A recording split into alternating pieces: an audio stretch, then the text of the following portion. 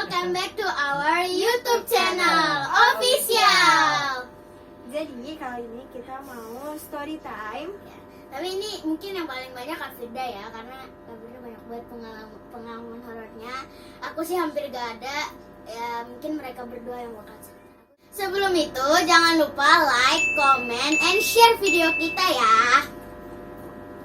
Kalau gitu kita mulai ke section 1. Jadi yang bakal cerita itu di sini aku Sama dia sama kalau Yogi. ada. Iya, jadi sebenarnya aku banyak banget cerita. Sampai aku tuh bingung mau ceritain yang mana. Vlog paling menegangkan ini. Kayaknya aku bakalan ceritain di bagian rumah aku dulu. Mungkin dari mereka berdua ada beberapa yang udah tahu ceritaku karena aku Karena juga udah ceritain ke Udah, mereka. ya. Jadi aku itu tinggal di daerah Jakarta Barat. Rumah aku ini nyambung sama rumah nenek aku. Rumah nenek aku ini kan ibaratnya udah berumur ya, udah tua gitu. Umur berapa, Udah, aku juga kurang tahu ya. Nenek aku yang tahu. Intinya rumahnya itu udah tua dan jarang direnovasi gitu. Dan rumah aku ini termasuk rumah baru, dan rumah baru ini dibikin nyambung gitu sama rumah nenek aku. Jadi ada pintu belakang di dapur rumahku yang itu tuh nyambung ke rumah nenek aku melewati lorong gitu. Nah di lorong itu ada tangga, itu tuh tangga yang aksesnya buat anak kosan di rumah nenek aku. Jadi rumah neneknya Kak Firda itu ada kos-kosan gitu. Iya gitu, bukan kos-kosan Iya, bukan intinya. kos-kosan. Dan itu tuh Kos-kosan. campur. Apa? Jadi itu kos-kosannya campur, ada yang udah berkeluarga, ada yang masih kerja, ada yang bahkan masih kuliah, dan yang lain-lain. Pokoknya campur, siapa aja bisa ngekos di situ.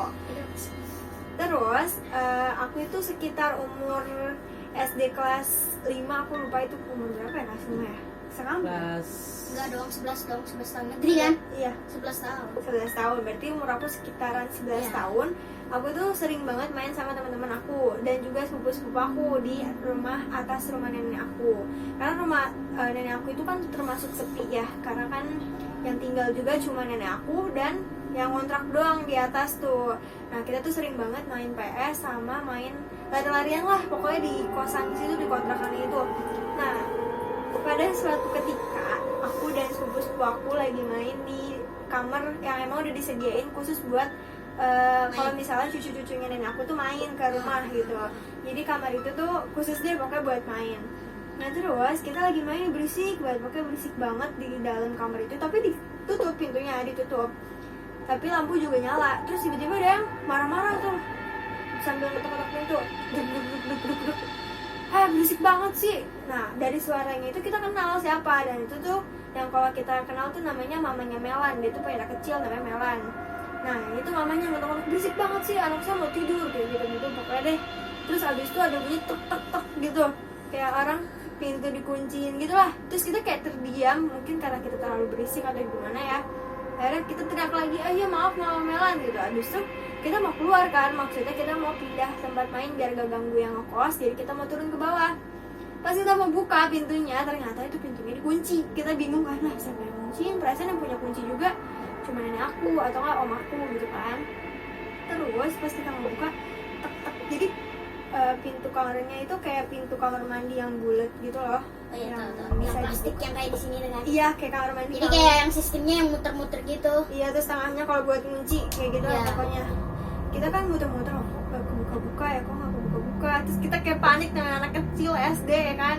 Kita tuh umurnya samaan semua, gak samaan sih, kayaknya paling Maaf, tua itu berapa cuma orang ya? berempat. Aku, Woro, Retno, dan abang aku.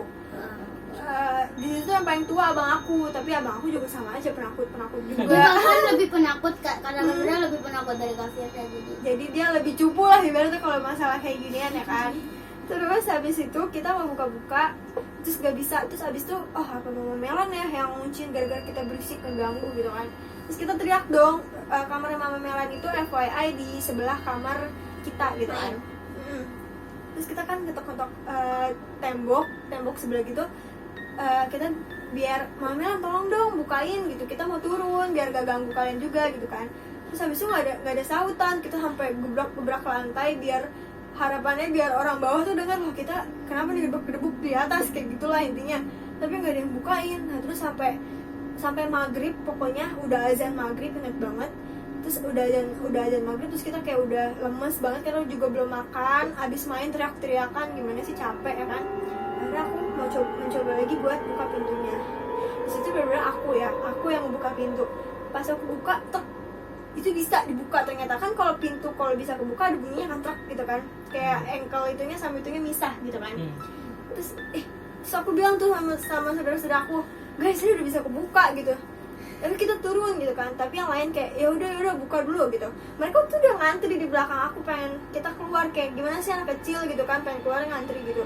Pas kita buka pintunya, itu tuh literally di luaran kamar kita itu kan lorong gitu kan, itu lampunya mati dan tiba-tiba ada yang lari bus kayak gitu putih, itu bener-bener lari kenceng banget. Terus kita kayak kaget, lu lihat gak kayak gitu kan. Terus kata yang lain, anjing itu apaan kayak gitu kan. Terus kayak aku bilang astaga, terus aku kayak langsung refleks tutup lagi pintunya karena takut. Habis itu kata aku, kayak kita salah lihat, mungkin itu orang lewat lari atau kayak gimana, mungkin kita lagi kecapean, masih positive thinking ya kan. Pas kita buka lagi pintunya, sumpah aku merinding karena aku ingat itu benar-benar di depan mata.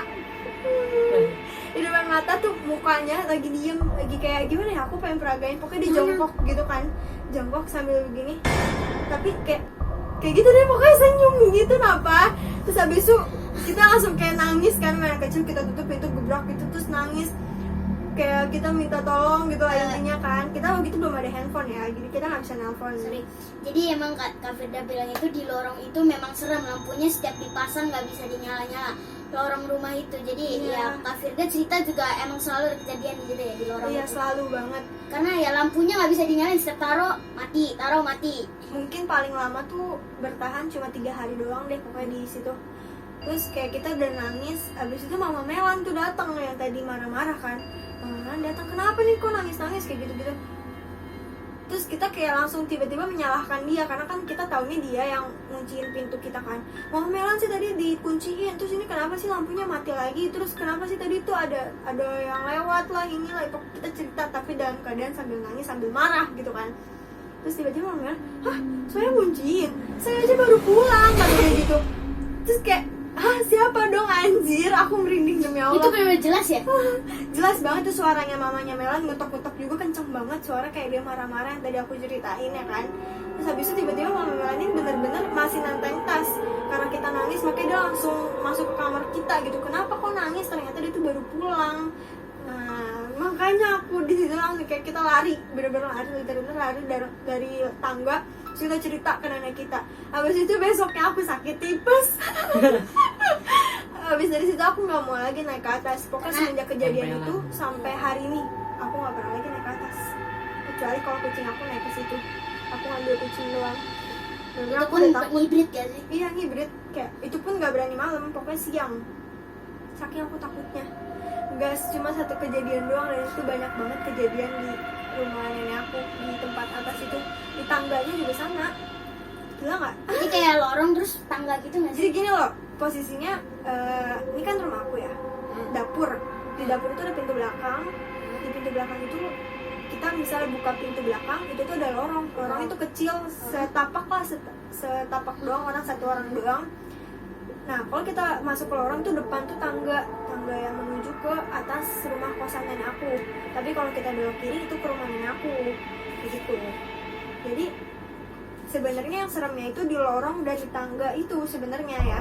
Bahkan tante aku pun kena penyakit gila karena di situ, karena dia kamarnya itu, kamar yang kita pakai buat bermain sama cucu-cucu nenek aku sama sepupu aku itu adalah kamar tante aku yang gila nggak? Seserem apa itu, makanya aku sepanik itu dan nggak mau lagi ke situ lagi. Di tempat yang sama, di umur yang sama, di tahun yang sama, itu tuh ada kejadian juga. Jadi tuh di rumah nenek aku itu ada yang ngontrak itu, aku lupa namanya siapa, tapi dia sepasang suami istri belum punya anak. Dia tuh kerjanya tuh di daerah Jakarta Selatan, aku juga nggak tahu, tapi dia tuh kalau misalnya mau kerja itu selalu pakai angkutan umum. Terus pada suatu ketika nih aku, nenek aku, abang aku mama sama papaku itu lagi di rumah nenek aku, di bawah lah intinya, bukan di atas ya. Kita lagi nonton TV, lagi kumpul lah. Terus juga cucu-cucunya lagi pada main PS, karena di bawah tuh nenek aku buka tempat rental PS kayak gitu. Itu kalau nggak salah abis Isya, pokoknya malam juga. Terus ada suara gebak kenceng banget, tapi kan nyaru ya sama suara orang-orang yang main PS kayak gitulah intinya. Terus kayak kita, aduh mungkin ya. apaan tuh gitu kan, oh mungkin tikus kali ya, tikus kan Intinya tikus. iya. Dan aku bilang di atas kayak ada tikus deh kayak gitulah intinya. Terus gak lama kemudian, gak nyampe setengah jam, itu tuh Pak RT beserta bapak-bapak tuh nyamperin ke rumah nenek aku. Itu tadi ada suara apa, kedengeran sampai belakang-belakang katanya gitu. Pokoknya disamperin lah, loh kayaknya berarti emang bener-bener kedengeran kenceng gubrak banget gitu apa? ya? Iya, aku tuh dengernya nggak sekenceng itu sebenarnya, tapi bingung aja kok orang-orang bisa denger juga. Emang kedengeran ya sampai luar-luar gitu kan. Ya udah cek aja gitu kan, takutnya ada yang kenapa-napa kata Pak RT gitu kan. Akhirnya pas kita cek naik ke atas, itu tuh orang lagi kesurupan. Oh iya. Yang kesurupan itu adalah bapak yang aku tadi ceritain, yang dia tuh suami istri. Dia tuh baru pulang kerja, masih pakai baju kerja lah intinya, pakai kemeja. Dia tuh kesurupan kayak udah dipegangin sama orang-orang yang ngekos di situ, kayak sadar, kayak udah dikasih air, disembur-sembur gitu biar dia sadar gitu. Oh, nggak mau dipegangin, nggak keluar dianya. Maksudnya biar dia tuh nggak ngamuk gitu intinya. Pokoknya kenceng banget, kayak tenaganya tuh kenceng banget gitu loh, makanya sampai ada bunyi gubrak tuh dia tuh jatuh kalau nggak salah. Oh. Itu tuh mata sampai merah kayak orang sakit mata banget. Terus mukanya juga udah merah kayak orang gara-gara teriak-teriak kali ya. Terus dipegangin. Aku yang anak kecil waktu itu kondisinya ya, aku takut ngeliatin, jadi aku nggak boleh naik ke atas. Tapi ini aku diceritain sama papaku. Jadi setelah kesurupan sendirian itu, di bawahnya? enggak, aku sama abang aku. Terus habis itu dipanggil lah tuh kan Pak Ustadz di daerah rumahku ya kan. Dipanggil tuh Pak Ustadz, habis itu dibawa ke atas. Setelah dibawa ke atas, dicoba tuh buat disadarin. Terus alhamdulillah sadar. Pas alhamdulillah sadar, udahlah tuh udah tenang ya, masa keseraman di atas rumah kosan nenek aku ya udah mulai kondusif. 2 hari kemudian, FYI, yang kesurupan itu meninggal karena dia ketabrak kontainer. Kalau kalian tahu Susan City itu tuh dulu ada lampu merah yang bisa buat nyebrang. Jadi dia meninggal ketabrak kontainer sampai amit-amit sampai badannya tuh pokoknya misal-misal gitu deh intinya, sampai matanya juga katanya keluar. Akhirnya dari situ keluarganya dia tuh pindah, nggak ngekos lagi di rumah nenek aku. Semenjak kejadian suami itu meninggal. Gila kan? Terus habis itu udah habis meninggal, 1 minggu kemudian kayak kita tuh sering banget dengar keluhan yang ngekos itu tuh kayak ngeliat sesuatu kayak Batman lah, tinggi gede gitu, kayak sosok-sosok yang kayak Batman gitu. Aku juga pernah lihat sebenarnya. Terus juga pokoknya ada suara-suara berisik, pokoknya gak nyaman lah. Mintalah di ngajiin yang kosan-kosan di atas itu, maksudnya tuh biar gak ada lagi kan yang maksudnya yang serem-serem lah intinya. Terus akhirnya ya udah tuh diturutin kan sama nenek aku. Ya udah bapak-bapak aja ngaji abis Isya waktu itu. Pokoknya malam Jumat abis Isya, pokoknya gitu ya. Malam Jumat lah tuh. Soalnya kan kalau malam Jumat kan yasinan kan. Iya, ya, Jadi maksudnya ngajinya jadi di rumah nenek aku di atas gitu kan. Dalam kondisi lampunya itu yang tadi Sasa bilang, lampunya itu kan nggak bisa nyala ya. Dalam paling lama tuh 3 hari doang dia bertahannya. Terus habis itu dalam keadaan ngaji yang gelap kayak gitu ya. Gak gelap banget sih karena kan ada lampu dari kamar tuh dibuka-bukain kamarnya, jadi biar ada cahaya sedikit-sedikit mungkin gitu kan. Ya. Terus dibikin pagar berbentuk lingkaran. Maksudnya itu biar ini nih yang ngaji di sebelah sini. Jadi di situ tuh kayak ada ruangan sepetak lumayan luas, kayak sekamar gitu. Itu tuh kayak ruang teras. Di situ tuh ada dapurnya juga gitu-gitulah pokoknya. Di situ yang dibuat lingkaran berbentuk pagar sama si Pak Ustadz itu. Terus mereka tuh bapak-bapak ngaji. Di sini tuh personilnya tetangga-tetangga aku, Pak RT, papaku, terus Pak Ustadz tadi. Pokoknya yang tokoh-tokoh masyarakat juga hadir di situ kan. Pokoknya ngaji deh.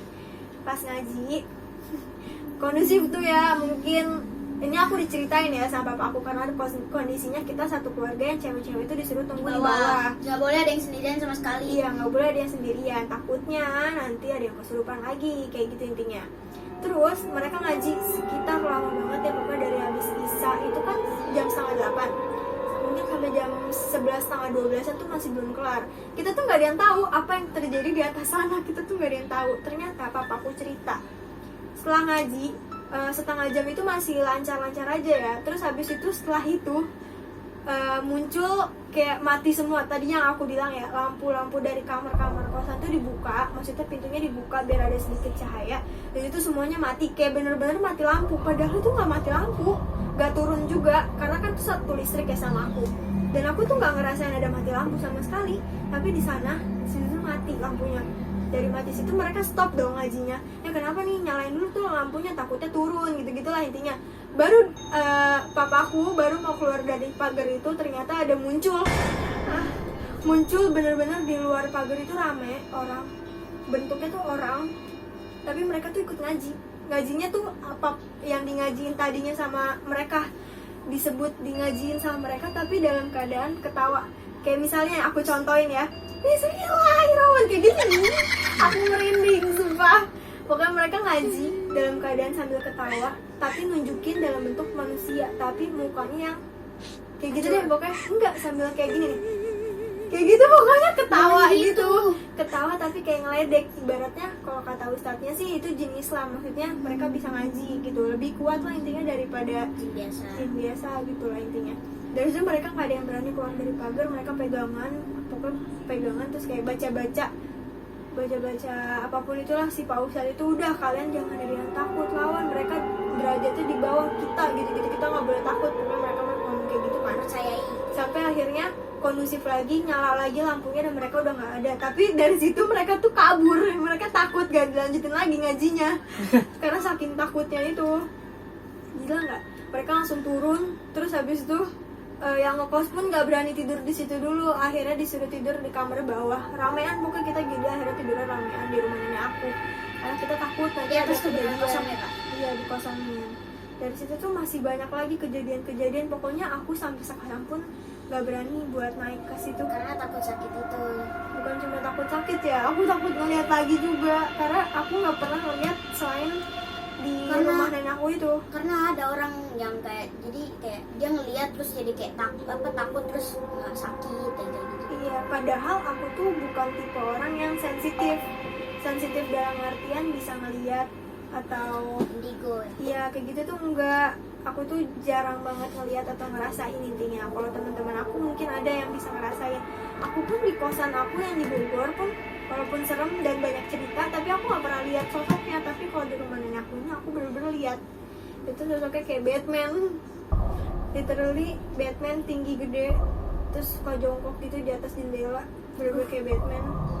Sama yang tadi aku bilang, dia lewat itu depan kamar, yang tiba-tiba yang aku dikunciin itu. Sampai dari umur aku lahir sampai sekarang cuma 2 sosok itu doang yang baru aku lihat. Gila kan? Karena mungkin mereka sekuat itu kan, karena katanya setan kalau misalnya nunjukin dia kuat kan. Jadi mungkin yang kata yang gedor-gedor itu, Iya. kan katanya mamanya siapa? Mama Melan. Mama Melan. Mungkin itu dia menyerupai gitu ya? Suaranya doang nyerupain ya kan? Iya, jadi kayak maksudnya suaranya mirip banget, jadi kayak dia Mirip itu. menyerupai gitu, menyerupai Ya, aku dia. masih merinding kalau ingat masalah itu. Soalnya aku bener-bener lihat gitu kan. Ih. Dan yang bikin kagetnya lagi ternyata itu bukan Mama Melan, itu yang bikin aku makin merinding lagi, makin takut lagi. Mama Melan masih pakai tas, literally Kayak habis pulang kerja banget ya. baru pulang. Dan kita ngiranya dia yang ngunciin karena bener-bener itu suaranya Suaranya dia. mirip. Gila gak sih? Tapi untungnya kondisi rumah nenek aku tuh masih kondusif dan sekarang juga masih ada yang ngekos. Dan maksudnya udah gak ada lagi sih yang Kayak gitu serem-serem udah nggak ada lagi. Jadi ya udah alhamdulillah udah kondusif banget sekarang. Iya. Cuman Kak Frida yang nggak mau naiknya karena takut itu, takut ngeliat lagi, takut sakit yang kayak gitu-gitu. Jadi aku ya. lebih menghindar. Intinya itu guys. Terus yang kata lagi nih kan, Lagi nonton. 5 cm malam-malam. Oh iya, itu mah kejadiannya masih belum terlalu lama ya. Jadi aku tuh SMA. Wah, baru-baru dong. Iya, aku SMA. Aku lupa kelas berapa. Intinya aku waktu itu udah SMA, udah di pagar, udah pindah ke pagar. Terus aku tuh sama abang aku suka banget nonton TV tengah malam. Waktu itu juga lagi tahun baru. Aku ingat banget lagi tahun baru. Jadi kita tuh bergadang. Tapi yang kuat bergadang itu kan cuma aku sama abang aku sama abang aku tuh lagi nonton sinema akhir tahun, maksudnya lagi kan di RCTI kan suka tuh ya ada film di setel kalau misalnya lagi tahun baru. Nah waktu itu yang di setel tuh 5 cm. Aku nonton tuh sama kakakku kan, kayak kita udah lagi pokoknya di ruang TV tuh ada lorong nyambung itu tuh bisa kelihatan di dapur. Pokoknya di dapur tuh kelihatan lah intinya mejanya, kompornya, pokoknya kelihatan, jadi nggak ada sekat gitu, nggak ada. Jadi dari ruang TV aku duduk itu literally bisa ngelihat ke arah dapur. Dari situ kita lagi nonton 5 cm, pokoknya udah tengah malam lah, aku nggak tahu jam berapa karena aku juga nggak cek jam. Waktu itu lagi iklan, aku ngobrol-ngobrol dong kan sama abang aku, gini. Pokoknya ngomongin soal filmnya juga. Terus habis itu nggak lama kemudian pas lagi ngobrol-ngobrol, posisi duduknya tuh aku sama abangku tuh kayak aku sama Sesa. Di bagian ini tuh, di bagian sini tuh aku, ini abang aku, dapur sebelah sana. Tapi kita ngobrol dalam keadaan madep ke depan ke TV sambil makan, sambil nyemil. Kita ngobrol terus tiba-tiba hus dari arah dapur ke arah ruang gosokan aku, ke arah kamar mandi lah intinya. Itu kenceng banget. Aku kayak nepok, lihat gak sih anjir gitu. Iya, kayak ada yang lewat ya, kayak kata abang aku gitu kan. Terus kayak aku bilang, apaan anjir? Abang gitu belum punya kucing lagian juga. Kalau kucing kita masih bisa positive thinking, itu kucing kali ya. Tapi kalau ini nggak bisa, nggak ada siapa-siapa di situ. Akhirnya kita nyalain lampu dapur, kita cek, takutnya ada orang, takutnya maling atau gimana ya kan. Pas dicek udah nggak ada tuh, kita nyalain lampunya, akhirnya tuh lampu dapur. Aku tuh ada etika di rumah kalau dari tengah malam nggak boleh nggak boleh dinyalain lampunya di bagian yang deket-deket kamar karena takut ngeganggu orang udah tidur. Maksudnya kayak minum sampai papaku udah tidur, terus aku masih nonton TV tapi dinyalain lampunya tuh nggak boleh. Jadi aku pas udah itu juga pas malam itu mama papa Kak Firda itu tidur ya, iya, udah tidur. Jadi literally yang nonton itu berdua, abangnya Kak Firda sama Kak Firda di ruang TV itu. Dan itu dalam keadaan lampunya mati. Jadi yang lampunya nyala tuh di ruang gosokan, dapur juga mati. Dan itu tuh jelas banget ada yang lari dari arah dapur, pintu belakang situ yang aku ceritain tadi, ke arah pintu gosokan. Dari situ kayak kita dinyalain semua di dapur, tapi di ruang TV kita nggak nyalain lagi karena kan takut ngeganggu mama papaku yang udah lagi tidur ya kan. Nah etika tadi aku bilang. Dari situ akhirnya kita lanjut nonton lagi. Oh mungkin perasaan kita doang kali ya, dan nonton lagi aja gitu ya kan. Kita nonton ya gitu, belum iklan tiba-tiba ada tinggi gede. Terus abis itu jalan dari ruang gosokan tadi ke arah dapur. Itu nggak cepet ya, dalam keadaan literally kayak orang gini nih, jalannya gini, kayak permisi gitu loh. Tau gak sih kayak orang mau permisi tapi gitu. Jalannya pelan-pelan kayak gini-gini, kayak nenek-nenek gitu lah. Dan itu dalam keadaan palanya tuh madep ke kita kayak gini sambil senyum gitu. Dan itu lama banget jalannya, jadi kita bener-bener jelas ngeliat aku sama bangku tuh, ya aku merinding. Terus lari dong. Aku nggak, kamu kalau ngeliat kayak gitu pasti kamu nggak diem dulu, bukan lari. Nggak mungkin bisa lari atau teriak. Iya. Kayak refleksnya tuh pasti bakal diem. Kayak kita udah ngeliat, aku pegang tangan abangku sampai kenceng banget, tapi aku ngeliatin gitu. Dan itu lama banget jalannya sampai tiba-tiba udah menghilang dalam kegelapan dapur rumah aku. Mungkin aku tuh besoknya aku ceritain kan ke papaku kayak gitu, mungkin itu setan maksudnya dari rumah nenek aku yang biasa kita lihat gitu kan. Tapi mungkin menyerupainya beda. Waktu itu kan posisinya hitam gede tapi ada mukanya gitu, ada mukanya literally ada matanya kayak orang gitu. Tapi nggak ada rambutnya, tapi hitam kayak bayangan tapi ada mukanya gitu. Dalam keadaan dia jalan pelan-pelan sambil senyum ke arah kita, gila nggak? Dan dari situ kita cerita, akhirnya papa aku ngajiin di daerah dapur sama pintu atas. Iya sendiri dia ngajiin tuh karena dia takut, maksudnya biar udahlah jangan masuk ke rumah gua gitu, udah lu di sana aja di rumah nenek aku gitu. Gak bisa sih kalau sebenarnya aku aja takut ngebayangin. Gila gak sih, kayak ya ampun. Tapi untungnya sih sampai sekarang aku udah gak pernah ngeliat lagi sih. Udah aman. Intinya itu sebisa mungkin kita jangan pernah mengganggu kayak iya. Jangan kita yang mulai duluan. Nantangin juga. Kayak aku pas itu juga mungkin akan aku karena ganggu berisik gitu, mungkin ya mereka keganggu. Terus Intinya kalau jangan misalkan sampai ke tempat kayak gitu jangan sompral yang kayak gitu, jangan ngomong jorok, jangan kayak gitu, takutnya Iya. mereka keganggu, kepancing, jadi Hubungannya dijaga. iya benar. malah kitanya yang kena nanti. Karena Bisa kalau sakit. kalau udah ngelihat gituan. Maksud saya bukan cuma takut, tapi kayak aku bisa jadi tipes. Iya, bisa jadi sakit, bahaya. Jadi juga lebih baik jaga omongan, jaga sikap, terus juga saling menghargai. Mereka tuh pasti ada gitu. Mungkin mereka juga pengen nunjukin, oh gue juga ada nih di sini gitu. Cuma lo nggak lihat aja, beda dunia kayak gitu. Beda alam ya. Kayak gitu intinya. Jadi kayak kalau misalkan yang nggak indigo tuh kayak kita nggak bisa melihat mereka, tapi mereka bisa melihat kita gitu. Iya, jadi kita harus tetap menghargai walaupun mereka tidak terlihat kayak gitu. Dan segitu aja guys cerita dari kita. Ambil yang baiknya, buang yang buruknya. Semoga ada manfaatnya.